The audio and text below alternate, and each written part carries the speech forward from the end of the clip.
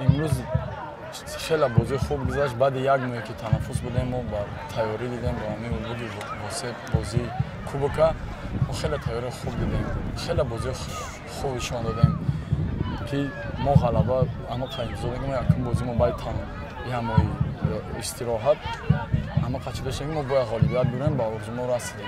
من امروز خیلی خرسند حس میکنم که من بهترین بازیگر این بازی گشتم.